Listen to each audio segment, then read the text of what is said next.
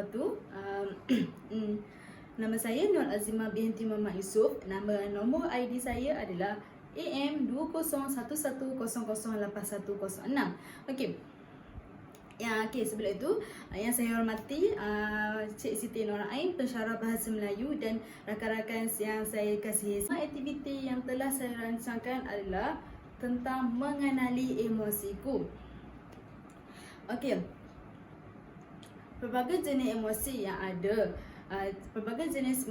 ada, dalam diri seseorang. Jadi saya memilih 4 jenis emosi untuk kanak-kanak mengenali, iaitu emosi yang pertama adalah emosi marah, yang kedua adalah emosi gembira, yang ketiga adalah emosi sedih, dan yang keempat adalah emosi takut. Okey, setiap jenis emosi ini saya akan beri penerangan dan bagaimanakah emosi ini berlaku. Okey, untuk emosi yang pertama, itu emosi marah. Okey, emosi marah ni berlaku apabila kita tak suka benda tu berlaku. Sebagai contoh, seorang kanak-kanak ni tak suka kawan-kawan dia berkongsi mainan dengan dia, tapi kawan-kawan dia nak juga kongsi mainan dengan dia, dan akan berlaku emosi marah dan akan berlaku pergaduhan antara kanak-kanak tersebut. Kanak-kanak tersebut. Okey. Untuk emosi yang kedua adalah emosi gembira. Emosi gembira ini adalah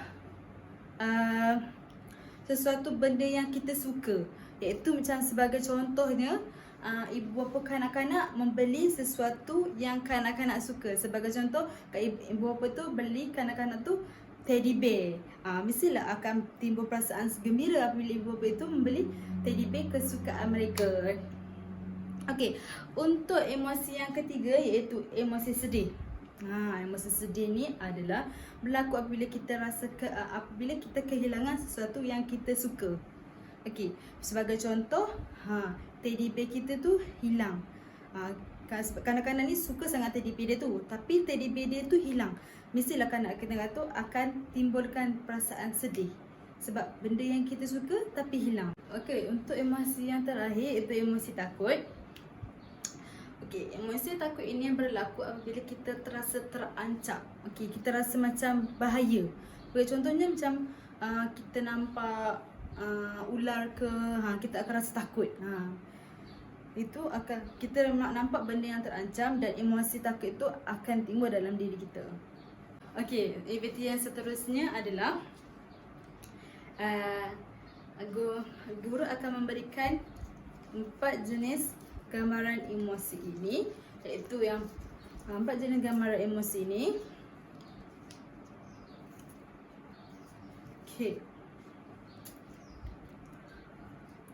Okey, pertama ini emosi marah, ini gambaran emosi marah.